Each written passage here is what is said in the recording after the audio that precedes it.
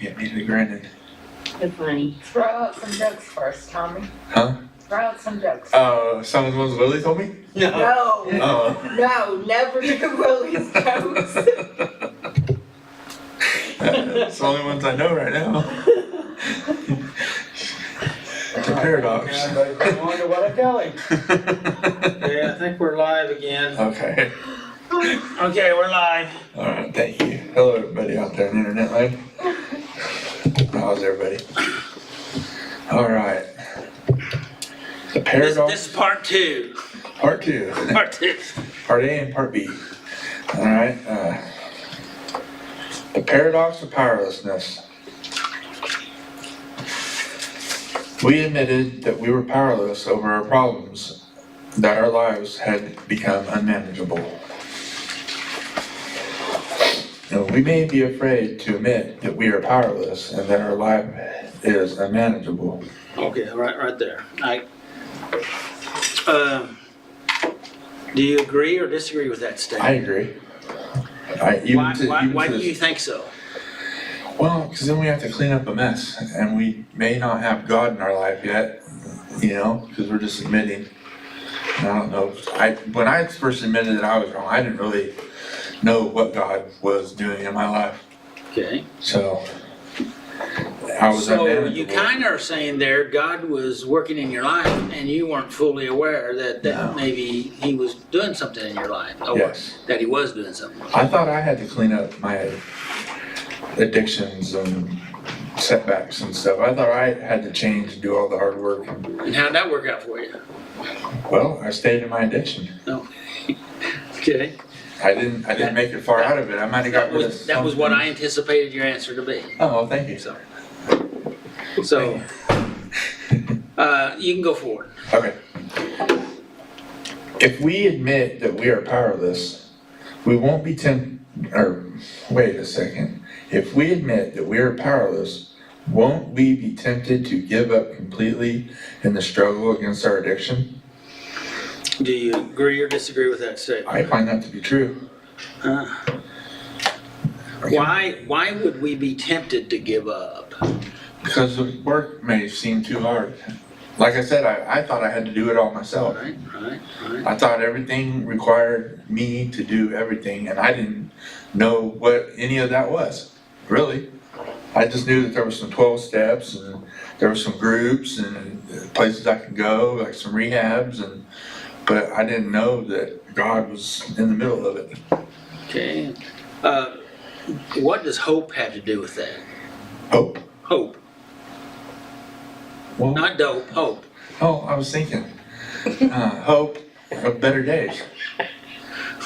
So I'm sorry, I was paying attention to her. Say it again. But I forgot what I said. I was paying attention. Hope to for you. better days? Hope for better days. Sorry, yeah. I'm sorry. We're just all gonna blame her, okay? 'Cause Okay, she's, it's my fault. yeah, so, But yeah, but hope would give me some type of peace. okay. And when you're in this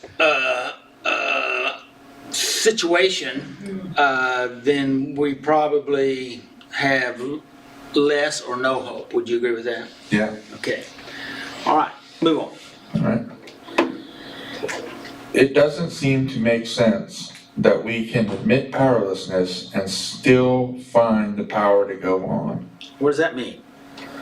It means I might be weak, but there's some strength in there to help me move along. I mean, get through my day, because I got through my day in my addiction, but not probably very good. But Okay, read that sentence again, please. okay, it doesn't seem to make sense that we can admit powerlessness and still find power to go on. So, That's paradox. there you go. I finally figured it out. What did you say? That's a paradox. Oh. Yeah, and because we can, you already know this, and maybe I should let you say this, but we can admit that we're powerless in this area of our life. Yeah. But we have power in a lot of other areas of our life Yes. because we have the power to choose, okay? And so that's the paradox. Yeah, I may be weak in this area, but that doesn't mean that I'm weak in every area. True. But what we do is we sabotage our life, because then we'll say, well, I'm weak in everything. It takes over a lot of other areas because, like, my thoughts. Well, we kind of like what John says, we give up our power to all those different areas. I'm thinking. I believe it. You believe it? Yes. Okay. I've been through it. All right. Okay. This paradox will be dealt with as we go on to steps 2 and 3. Shall I read steps 2 and 3? You can do it. You're the boss. All right. Because in steps 2 and 3 it says, we came to believe that a power greater than ourselves can restore us to sanity. In step 3, we made a decision to turn our wills and our lives over to the care of God. I see how it fits. Very fitting. I like Yeah. Yes. that. Life is full of paradoxes. We spoke about some of those. And we didn't cover them all. No, there's no way. The Apostle Paul tells us in 2 Corinthians 4, 7 through 8, this precious treasure, this light and power that now shines within us is held in perishable containers, that is, in our weak bodies, so everyone can see that our glorious power is from God and not our own. We are pressed on every side by troubles, but we are not crushed and broken. What are your thoughts on that scripture? Well, back in the day, I would have totally wrote all this off because I wouldn't have believed that something so great and powerful could come in my life and change me. Because I was just me. I was a drug addict, you know. But today, I believe that it's true. Yes. Anybody? Any other thoughts? No. Anybody else have any thoughts about What this was the question passage? again? About the scripture I just read. Want me to read Shall it? we read it again? Okay, I'll do so. Because we're going to talk about it, and because there's a lot of stuff Yeah. in there. It's 2 Corinthians 4, 7 through 8 says, this precious treasure, this light and power that now shines within us is held in perishable containers, that is, in our weak bodies, so everyone can see that our glorious power is from God and is not our own. We are pressed on every side by troubles, but we are not crushed and broken. I like it says, so that everyone can see that our glorious power is from God. That sticks out to me. Mm-hmm. That's So I wonder why. How can they see that? because it's not my power. Yes. It's like it's been gifted to me. Okay. So this is something that I've actually been going through and like learning over the last couple of weeks, well actually a couple months, is like, you know that infinity sign where like it's never ending, right? It's like this never ending loop. And so that's like the flow of the Holy Spirit that comes down from God. And that's why I said river earlier, because that's how I imagine it, is like this river that comes in and like it washes out and then goes back up in when we pray. And we have to like open that door, be willing to open ourselves up, and we tell him everything. We have to confess it, even though he knows it. It's the confession that opens the door, you know. And I say confession, like it doesn't have to be, you know, oh, I did this bad thing.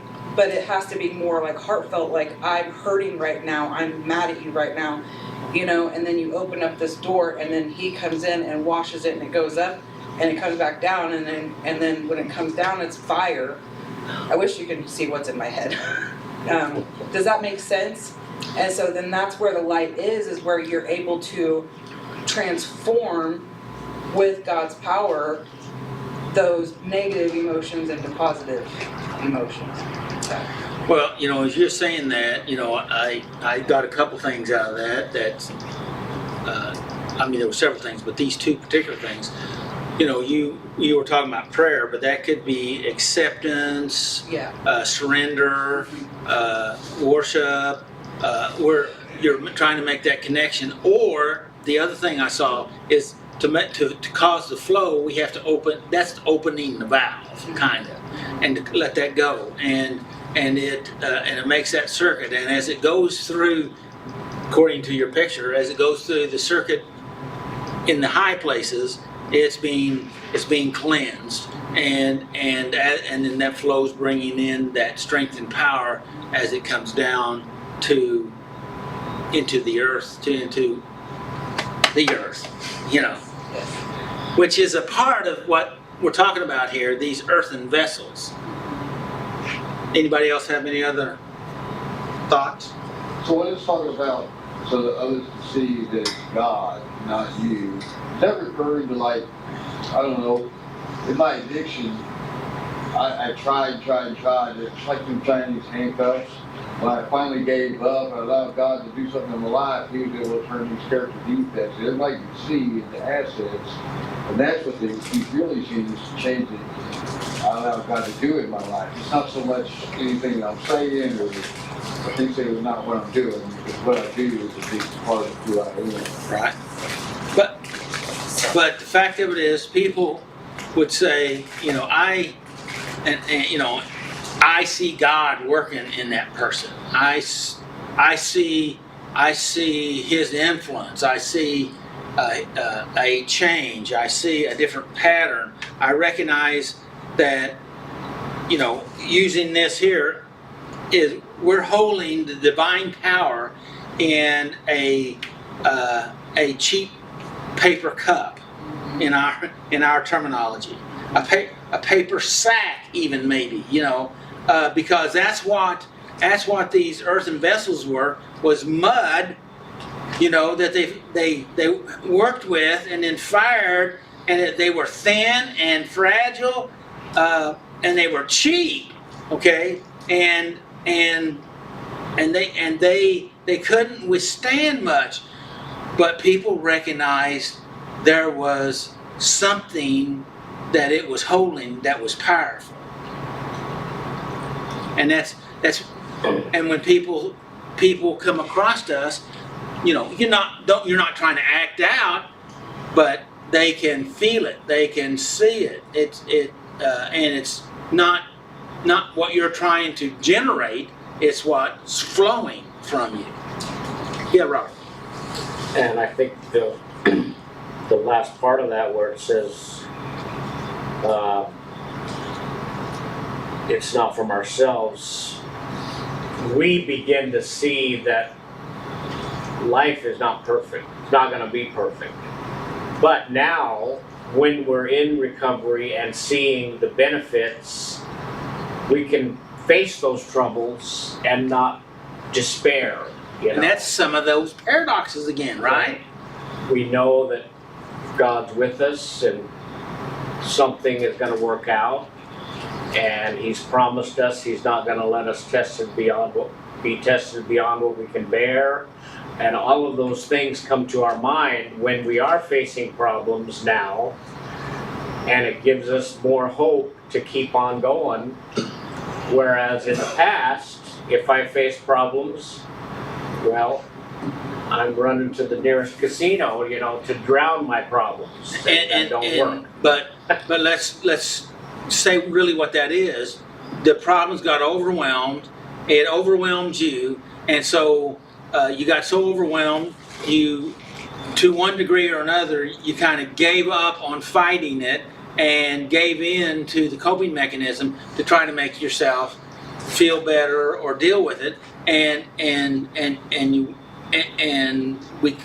we didn't have, once that started down that road, there's hardly a way of turning back, right? And so, but when we have, it says here on the last there, we're pressed on every side, we got troubles on every side, but we're not crushed. A sack, okay, let's use a sack. A sack, it can be pushed around, but it's not crushed because there's something that's stabilizing it, and we're not broken, even though we're pressed, even though there's stuff. And if we don't, I used to say this a lot more than I do nowadays, our greatest problem is self-sabotage.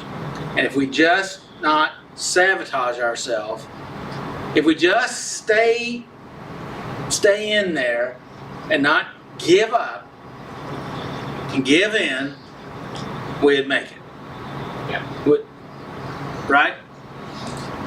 But it's hard. I didn't say it's not hard. But I tell you what, it's not as hard as giving in and living with the consequences. Isn't that the truth?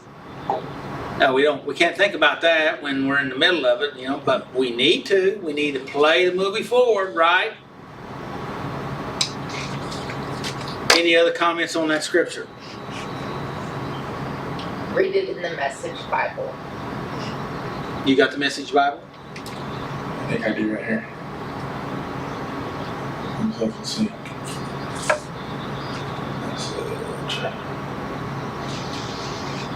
And what was it? The Message Bible.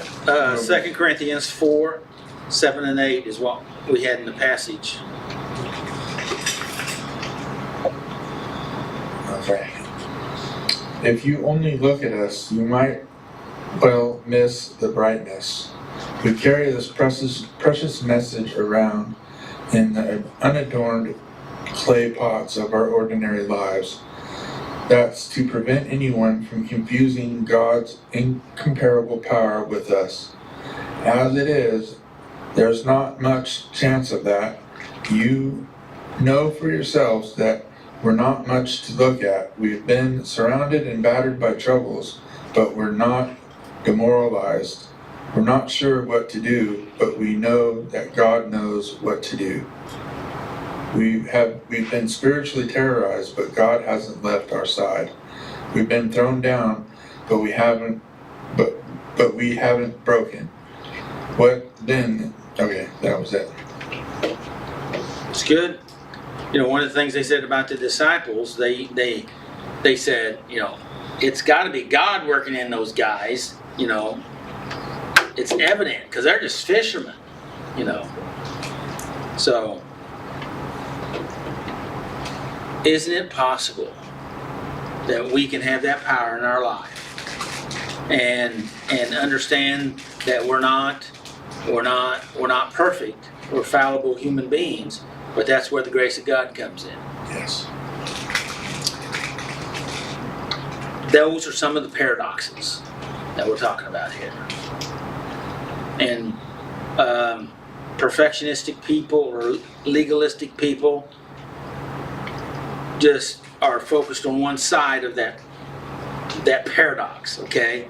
But one day, and I'm not wanting this for them, but one day, chances are, they'll see the other side of that, and hopefully they can make it through. Yeah. Because it's a hard hit when we come crashing in to reality, Yeah. particularly spiritual reality. Yeah. And I'm not saying that I got it all, but I've experienced some of it. So, okay, Big Tom, let's do it. The picture here contrasts a precious treasure and the simple container in which the treasure is stored. The living power poured into our life from above is the treasure, and our human body, with all its flaws and weaknesses, is the perishable container. As human beings, we are imperfect. One more sentence. Oh, okay. I had other questions along there, but I'm going to go ahead and go on one more sentence. Once we recognize the paradox of powerlessness, we can be quite relieved. So what do you think that means? Once we realize that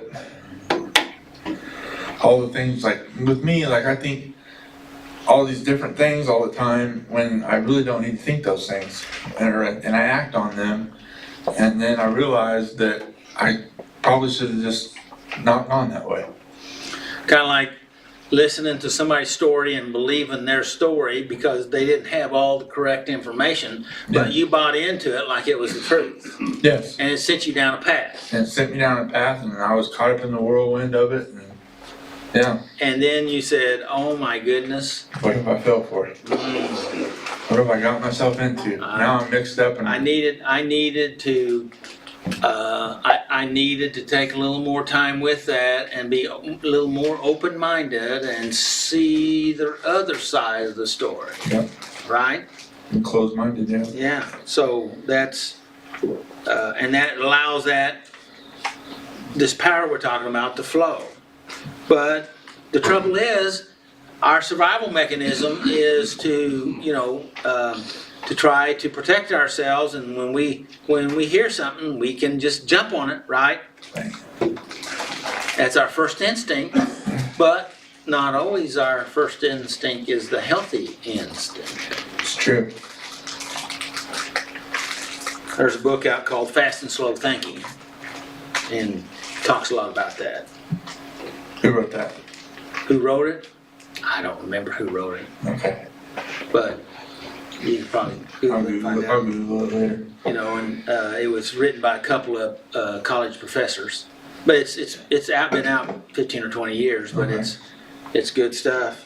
Daniel Kahneman, or Kahneman, something like that. So we're living power poured into, I think it's good. Seems okay, we've already talked about that. All right, go ahead. We don't have to always be strong or pretend to be perfect. We can live. Wait, what does that mean? We don't have to always be strong or pretend to be perfect, because God's grace is in it, and it's God's grace. What does it mean that we pretend to be perfect? What does that mean? We put on a fake smile, or we involve ourselves in stuff that we're not really knowledgeable of, or could that be pretending? Well, I don't. I'm thinking about whatever Robert's thinking about. 'Cause Okay. I'm thinking about what I'd like to hear because he reacted to that, and I All right. thought he had a. Let's hear it, Robert. If you want to. Well, pretending to be perfect, I think, is putting on a face that maybe you don't feel really inside, and or living a double life Okay. when other people are around, or you know that you're going to be around people that know you, you act one way, but when you're not around people that know you, you act a different way. That's pretending to be perfect. I think you had two different scenarios there, and I'm thinking that one is probably a little harsher than the other. Would you agree with that, or do you think they're the same? They're harsher. Okay. And so living a dual life, and see, and we're doing that for a reason, right? And what do you think the reason is? Protection. Protection? Do what? Pride. Pride could be, which is some of the same things in it. What about, wanting to be accepted, right? Which is in that same swirl of stuff, and so now I'll just talk about me for a second here, because I'm sure none of you have ever had any of this, but a little sarcasm there, but the fact of it was,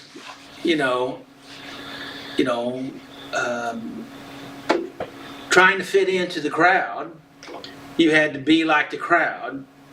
And if you weren't like the crowd, then you would probably be rejected by the crowd. And I lived most of my life feeling like I was already rejected, so I just rejected others before they had a chance to reject me. And that was safer. It wasn't all that enjoyable, but it was a pattern. But when it came down time to know who I was, how could I know who am I? I'm different with everybody that I'm around. Does that make sense? So, so that's the reason why I talk so much about being authentic, because I really decided I needed to be authentic. I wanted to be real everywhere that I am. Be me. And if you pretend to be somebody to get somebody to like you or to love you, and they seem to like or love you that you pretend to be, then that doesn't really fulfill you, because they're not really loving you, they're loving who you're pretending to be. It's a paradox. So, anyway, I think you get the connections there, right? Yeah. Anybody else have anything you want to say? Go ahead, Will. Tommy. Got Willie on the mind. Yeah, we can live a real life with its daily struggles in a human body beset with weakness and still find the power from above to keep going without being crushed and broken. Let's read that last sentence again.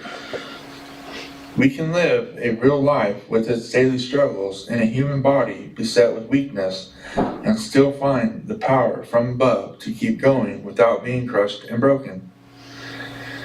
That is a beautiful place to be. Yeah, and that's a paradox, isn't it? Yeah. That's what we're talking about. Because the mind might be going crazy with all these thoughts of wanting to use or gamble or, just go wild and live a wild life.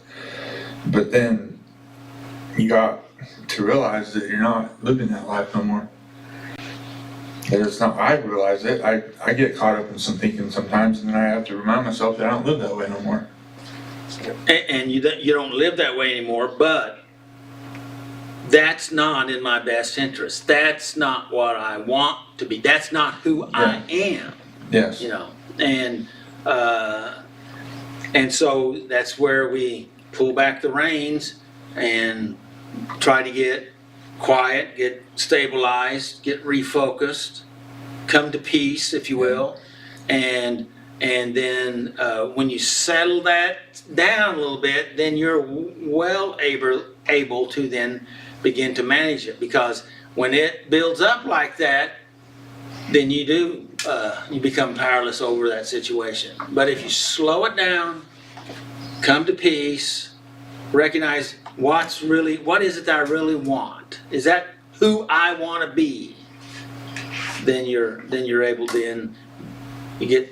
I visualize it in my younger days as doing an emotional downshift. Just slowing down. I just kind of slow down. Somebody comes up angry, I just internally do a downshift. I slow it down and start breathing. Intentionally, of course, slowly. And that causes you to be able to think more clearly and be able to operate Right. in a more respectful manner. So what does all this mean, Tommy? Well, it means a lot to me, because it tells me that even though I'm not perfect, He's going to come in my life and He's going to restore me and give me power, make me feel less powerless. God's gonna help work out these things in my life. Good. So what did you learn from this lesson today? Stop entertaining paradoxes. And how do you do that? Oh, like you just said, you shift gears. All right. Okay. Good. I'm just checking. You can't stop entertaining them. I know, because some of them are very, they just. But you can though shift those gears that we were talking about. You can slow down. And it's not saying that all paradoxes are unhealthy. It's just. It seems like they contradict. Yes. But there's something going on there that we don't have the whole story here. Right. And we need to slow down so that we maybe acquire some more of the story. It's true. Instead of spinning off. Yeah, barreling our way through, yeah. So what's your takeaway? Believe in God's grace to carry us through. Good deal. To fill us, to fill our broken bodies. Good deal. Thank you. Good deal. Thank you, Tommy. Thank you. Thanks, everybody.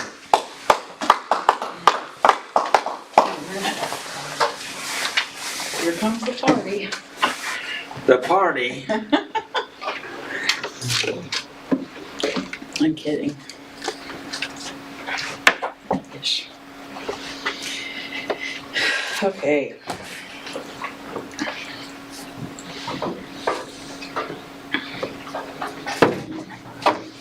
This really is a good lesson. It is. Just gonna put that out there. So, paradox of powerlessness. These are examples of when I have demonstrated acceptance of my own powerlessness and God's powerfulness.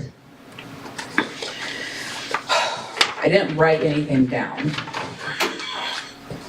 because, you know, I've been doing this here and with the step book since 2012, and a lot has changed. And it seems like, you know, I've been going through this all this time, because that's what, 13 years, and it'll be 13 years in March actually. And I feel like I'm just now at like the depth of this, like the root, which is probably why I've been so emotional and intolerant today.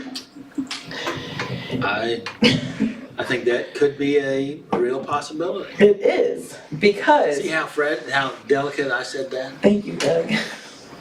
You downshifted.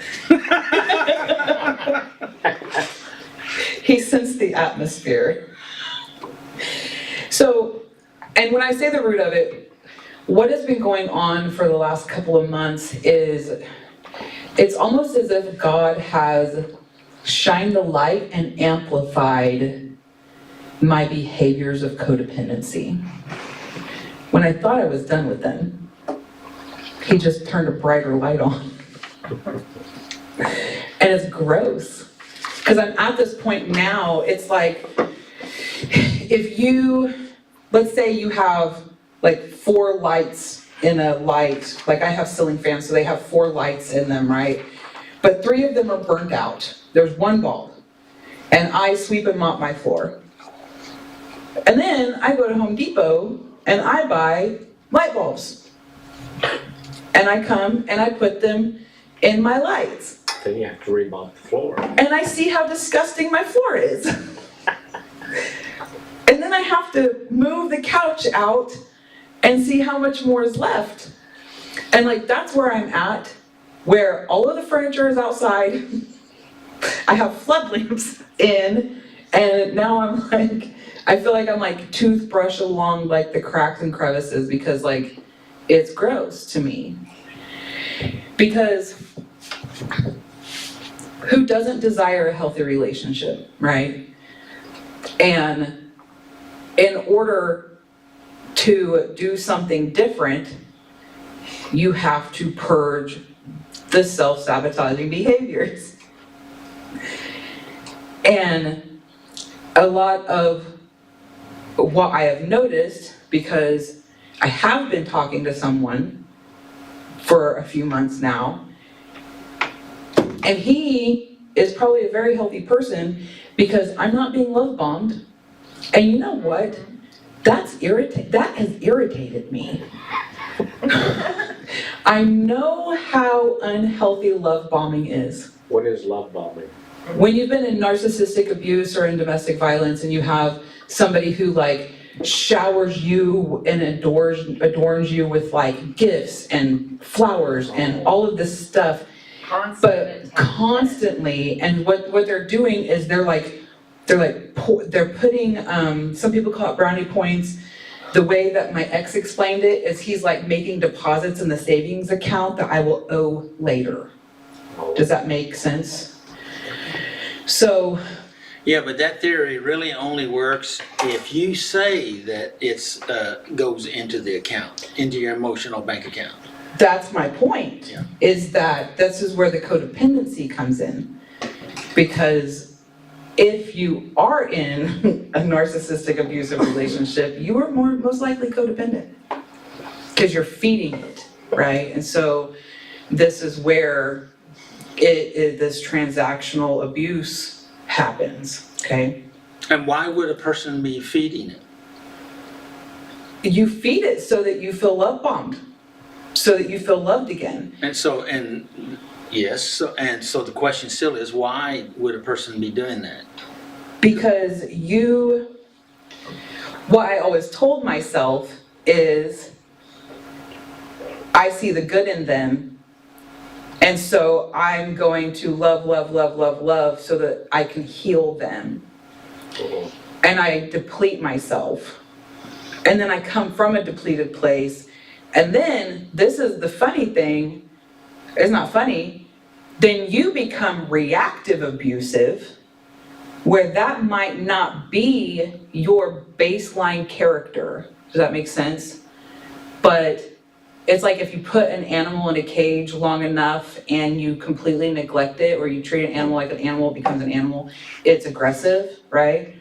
This is what happens. This is the cycle that happens in abuse. And so, But see, you started off talking about being love bombed, yes. but in a sense, you then said that you actually solicited that love bombing. And yes, because that's the cycle. And so that was the reason why I asked the question, why would you solicit that? So, all right, let's merge the cycles. They love bomb, and you put it in this well, and so, or like the savings account, or in another way, they love bomb and they fill your cup, your empty cup. And they know that they're filling this empty cup so that they can drink from it again. Because you're going to pour it all back out onto them. So you're And- saying you're manipulating them and they're manipulating Yes. you. Is that what you're saying? Evidently, Doug, no, I don't want to say that. No, that's the thing. That is the thing that I've realized, like this last week, is that I was unintentionally manipulating. My intention going into it was not to manipulate. I genuinely thought that I am being loving.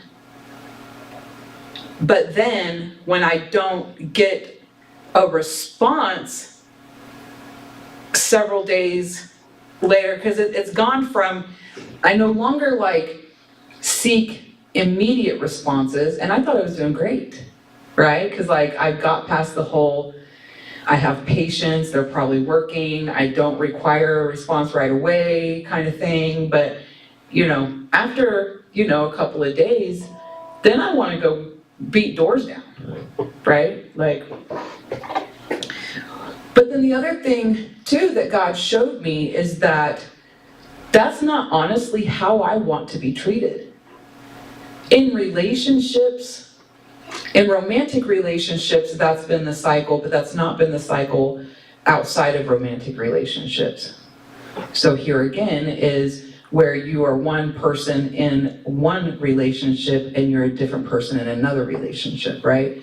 Because the other thing that happens in the narcissistic, reactive, abusive relationship is that you're so isolated from people that they are all that you have.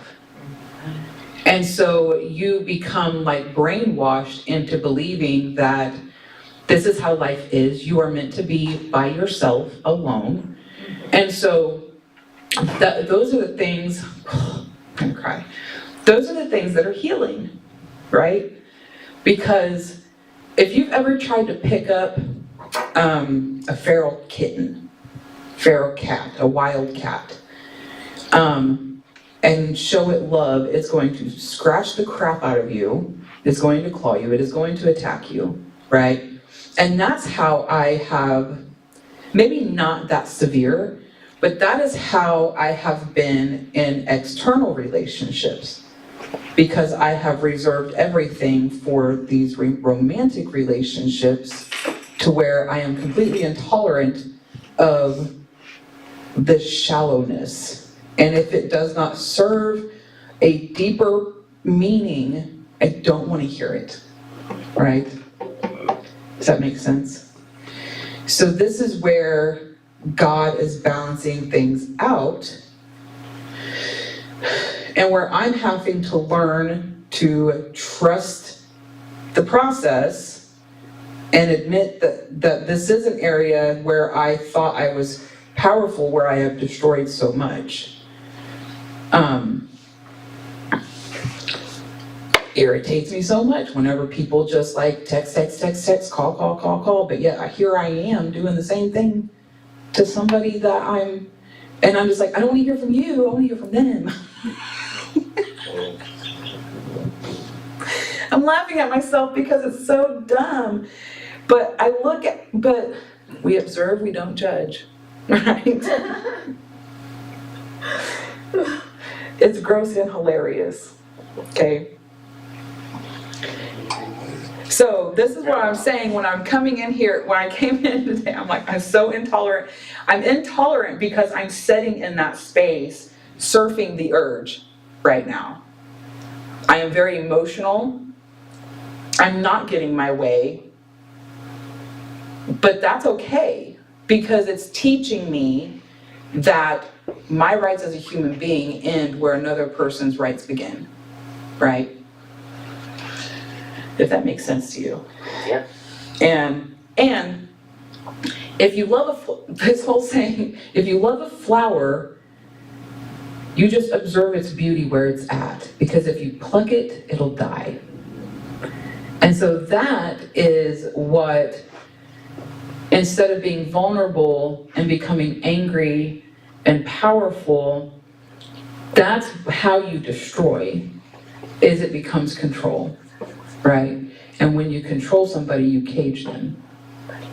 And you steal their free will. And you also lock up your own free will, right? This is the cycle. And this is what has to be broken, is you put that authenticity, that actual, once you find the authenticity and you put it out there, leave it alone. And you wait. Don't matter how long. And live your life.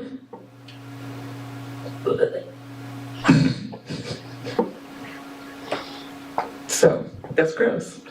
But it's beautiful. It's okay. Okay. Because no matter, never mind. Like, you can throw rocks at the river, but it's still gonna be a river and you ain't gonna break it. So.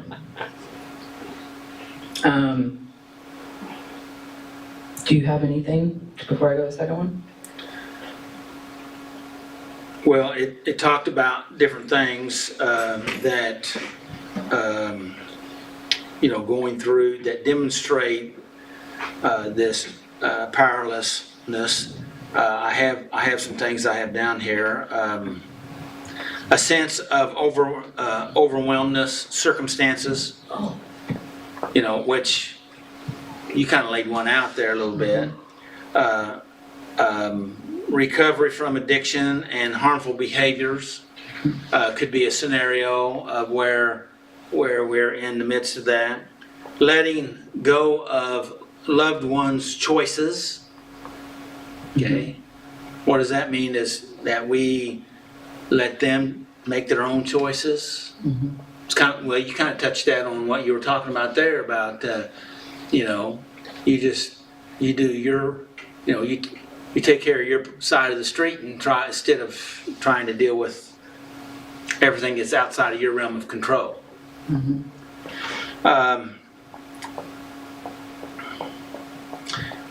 It says here, facing a major life transition. Mm-hmm. Those can be very difficult situations, right?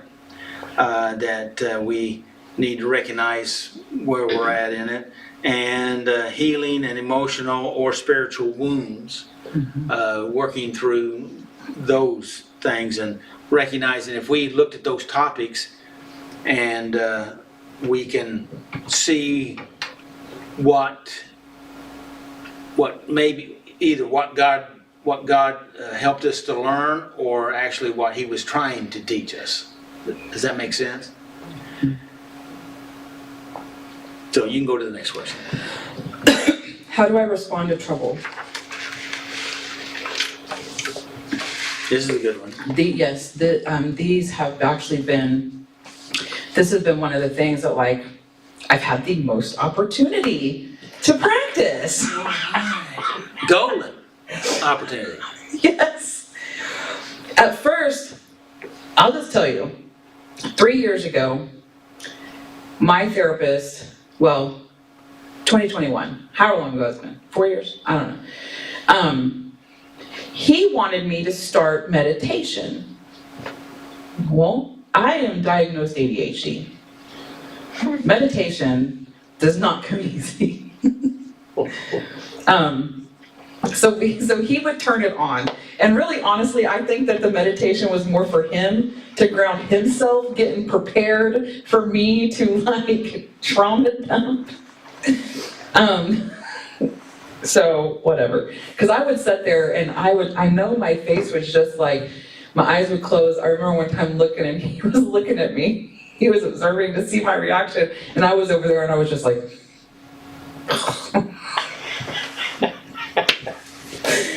I've come a long way because now I do it without a therapist telling me to do it.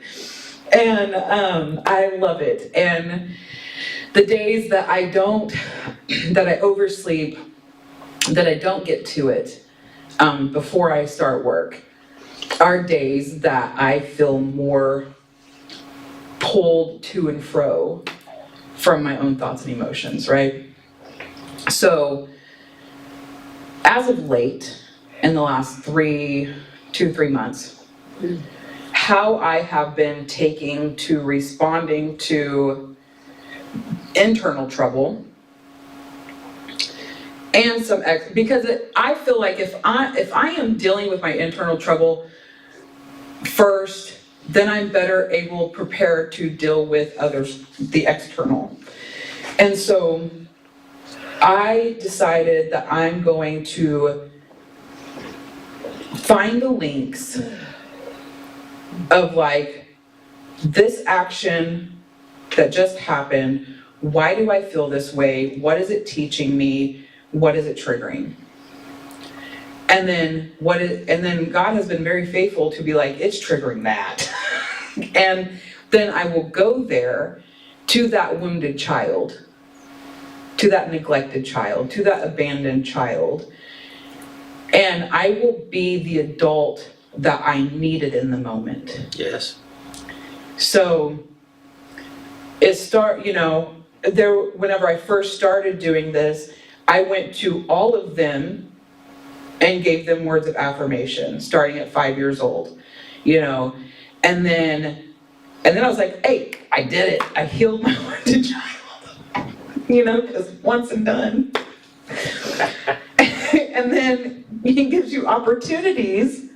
How wonderful is that? He gives you opportunities to test if it's gonna stick. No, it's not a test to see if it's gonna stick. It's really like weightlifting. You don't go into the gym and lift 45 pounds or bench press 100 pounds the first day. You don't, right? And you have to build up. Like I started going to the gym 2 years ago, started at like 15 pounds. I'm way beyond that now. And that's what this is whenever you're given opportunities. And I will say that after doing that, the first couple of times of going back and speaking to her and telling her, like, I don't reject you. I'm not abandoning you. You are so beautiful. In those moments where like I'm feeling ugly or I'm feeling rejected or I'm feeling abandoned, I will go to her and I will tell her that. I even made a playlist on YouTube of Disney songs for her. Listen, she's gonna be my best friend my whole life. And so I go back and I try to help her grow up healthy. I might be 39 on the outside, but I'm not 39 on the inside at all. I don't think any of us are, right? So that's how I respond. Instead of avoiding, because the avoidance, I think, I know for myself, I'm gonna speak for myself, but I think the age that most of us are, the avoidance comes from this place where when we were emotional, we triggered somebody else's wounded child, our parents' wounded child, our grandparents' wounded child. And most of us probably lived with the words, if you don't stop crying, I'm gonna give you a reason to cry, right? Which is where I picked up be angry, because that is how we express so much. So I became that, right? Because it's more acceptable. But that's not me. That is not my core self. That is the mask that I wear to protect my little baby girl that is very wounded, right? So, undoing that. God created our emotions to be indicators, not dictators, okay? Where that, for a long time, my rage, that anger was a dictator. And when I say allow it to be, allow it to flow, it's like those tears that you weren't allowed, if you allow them, they will actually be like a healing balm on those wounded parts. And it's beautiful. It's like it's irrigating your soul. It's awesome. And if you don't like doing it in front of people, make time to do it in private. It's probably best to do it in private. I like, that's my own personal opinion. I say that because then I'm not tempted to use it as a form of manipulation. If I'm doing it in private, I'm not tempted. So, anyway. Anything before I move on?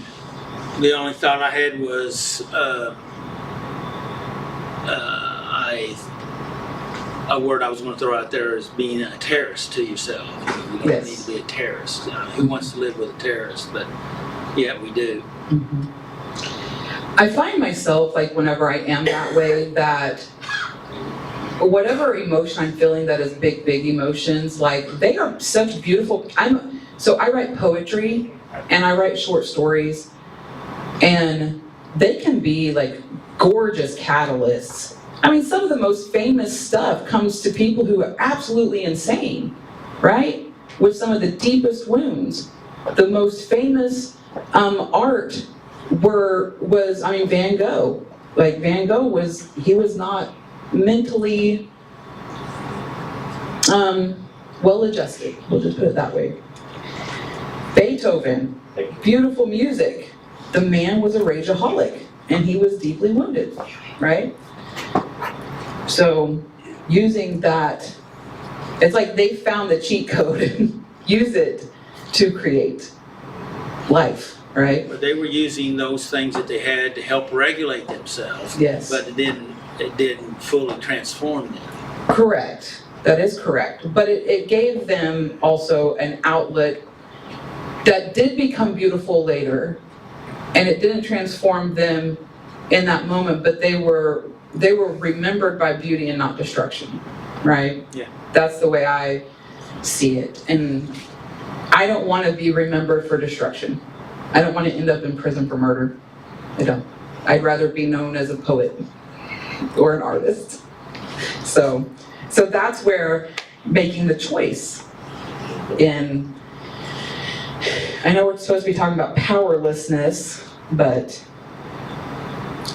those are the choices I choose, and it's not avoiding, but it's allowing it to flow, I guess. Well, the question was, how do you respond to trouble? Right. And so, what's our reaction when we get squeezed? Well, hey, Yeah. how about this question? what's squeezed out of us when we get squeezed. What's inside of us? There you go. Yeah, I mean, the Bible says from the abundance of our heart, our mouth speaks. What is the abundance in your heart? Yeah. So,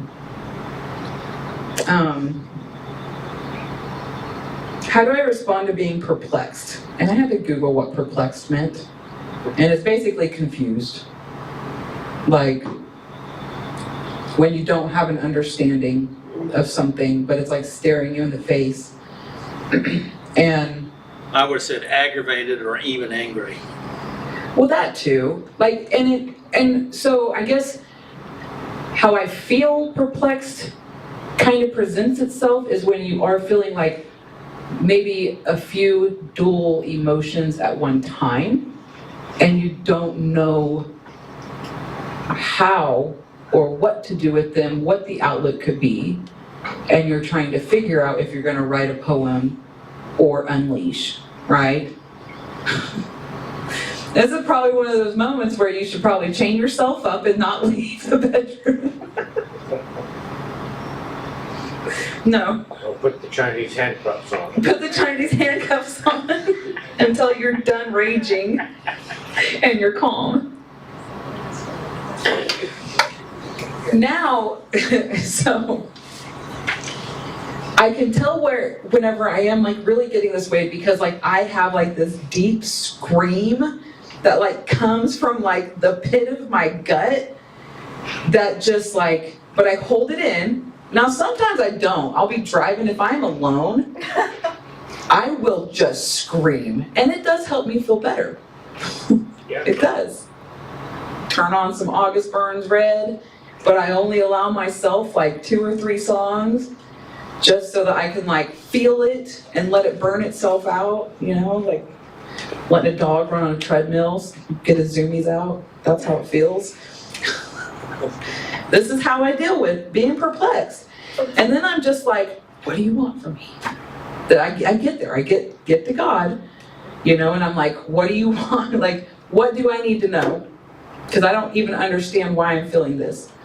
And that's the thing, is like, I start with beating myself up because I don't understand why I am feeling what I'm feeling. I thought I dealt with this. I thought I was over this, right? And then I go down that rabbit hole of like, well, I guess I'm just never going to be free, and I'm never going to be okay, and I'm just never going to be just blah, blah, blah, blah, blah, right? Which is not helpful, ever. I will get to the point where like I will feel perplexed and go straight to God without those questions and without August Burns Red. That's the goal. But I guess in those moments too, God's bringing me, that's probably the thorn in the flesh. He's bringing that up because he's like, hey, you're being a little bit arrogant right now, right? It's increments. It is in increments. First haughty, then pride, then arrogance, something like that. Robert has something. Yes, Robert. But I think the point that you need to keep in mind is you've always got that hope now with knowing God and coming closer to God. Now you know that even though maybe right now this is really hard and I'm not sure how to deal with it, eventually you'll get to God and He'll help you deal with it. Yes. Yes, that is good. Because the other thing too is like, I caught myself thinking I was gonna say I caught myself thinking, and this is the problem. Yes, Yes. yes. Last week I was like, aha, I have caught onto the pattern. Like, this has a rhythm now. And so my mind was like, oh, I can control this. No. He's like, oh, you think? That's the problem. Okay. Because that's the other thing, like there's no way we can speed up any of this process. And it's different for everyone. It is different for everybody, and I We can't speed it up, but we can slow it down. we can slow it down, but we can't speed it up because He's only going to allow you to have the information That you that you need at a certain level. Like, because like we've talked about in the past, if you have all the information at one time, you will die. You will. And all this is really about healing, Yes. healing our soul, cleansing our soul, healing those wounds. And to heal them, even though you'd think, well, we all know where those wounds are, but that's not necessarily so. Because Right. we've covered them up. We've hid them from ourselves. Yeah. We put Band-Aids on all of them. And they're just at the point now that they're festering boils. And so you've got to do something, right? How do I oh, we did that one. What do I do when it seems that God or someone else has abandoned me?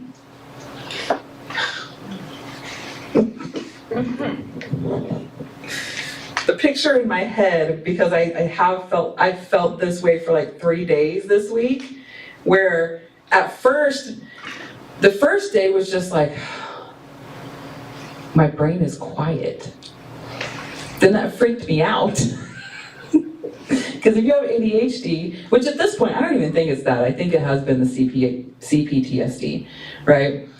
You're not used to having a quiet brain. And so it went from, oh, I feel peace, to, oh no, God, I'm not hearing you.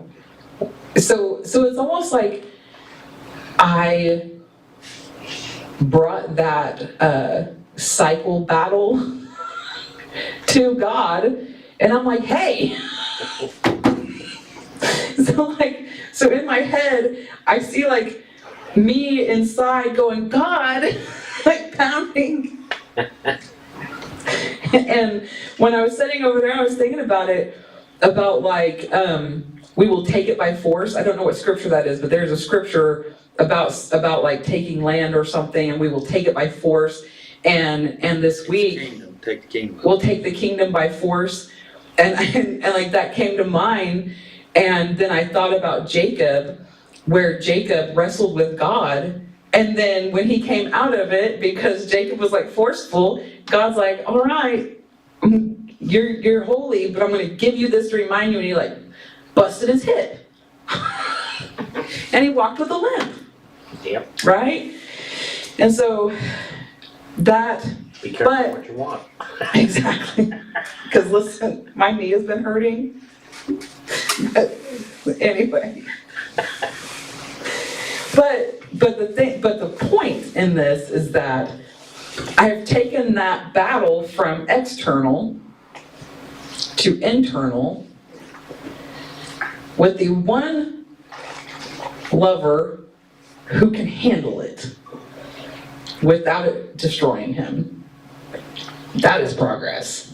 I'm not going to pat my own back because I don't want to know what comes after that. Your arm hurts right out here. It's been like... But that, for me, it's like, I've shifted my codependent relationship from external to internal, which is all he ever wanted anyway. So, he'll figure it out, because he's not going to run away from me and abandon me.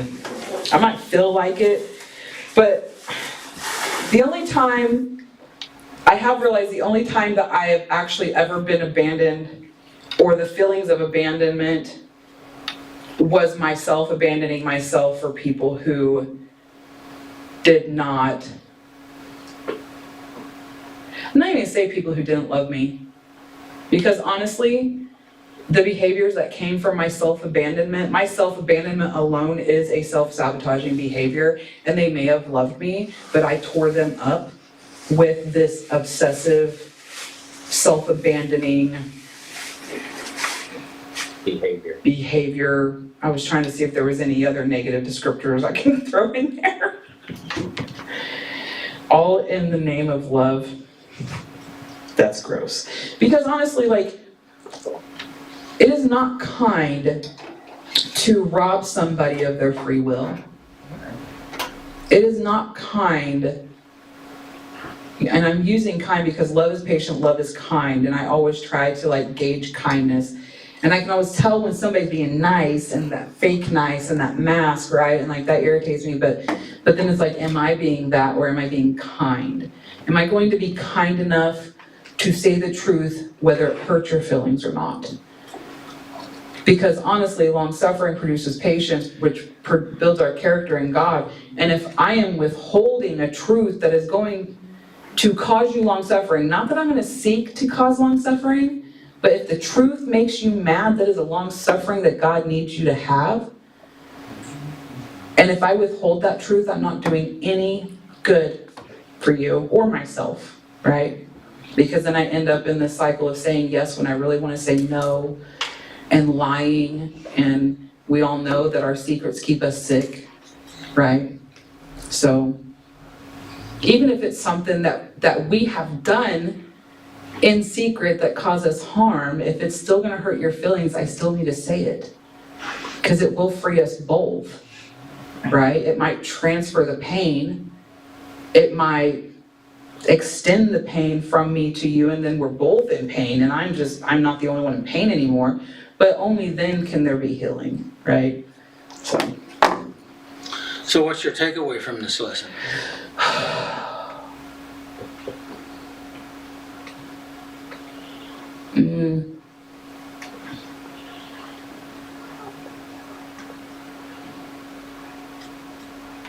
Don't become so arrogant that you think that like you've actually closed out a cycle.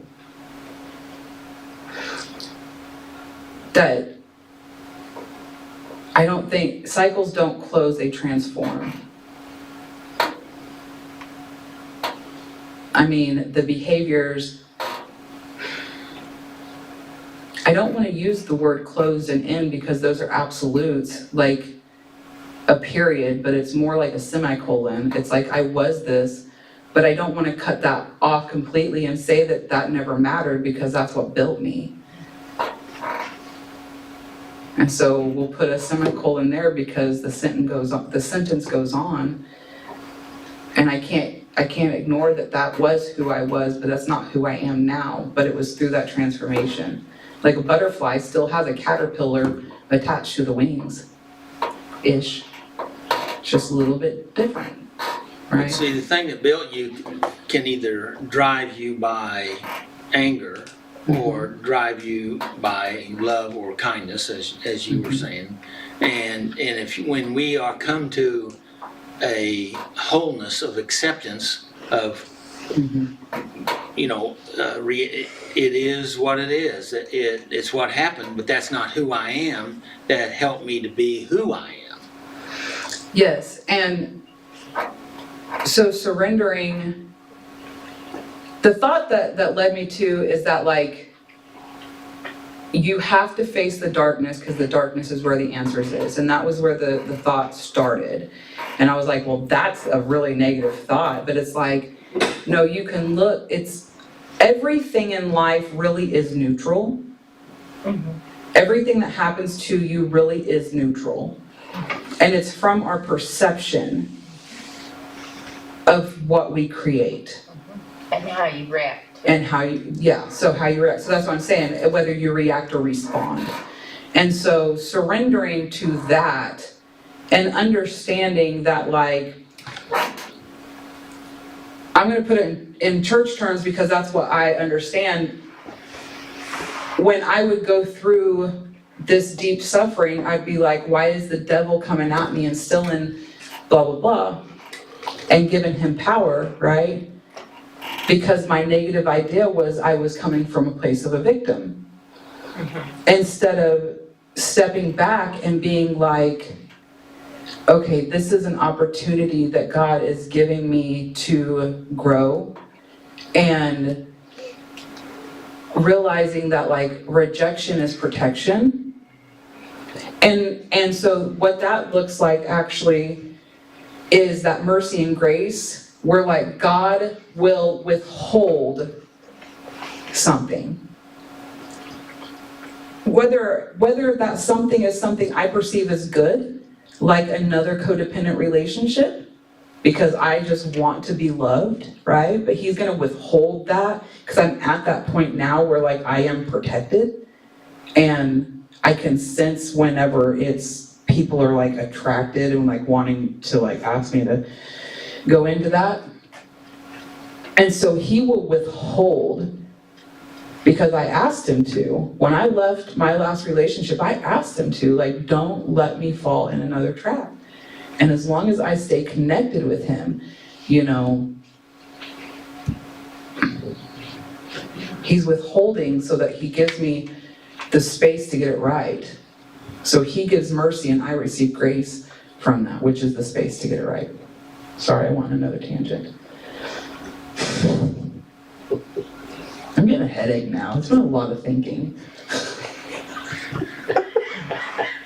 It's that neuroplasticity in my brain is growing. Yeah, well, some people, you know, their thoughts expand while they're talking. Yeah, definitely one of them. I can't read and talk at the same time. It was really hard. I mean, I can, but yeah. Anything else? Anybody, any comments? Will, you look like you had so much going on in that brain of yours. Well, I was really impressed by the way you worded that. I understand everything you're saying. I bet you worded it in such a way that was real easy for me to comprehend. I'm starting to think maybe you're the female version of me. Did you just ask me to write your speeches?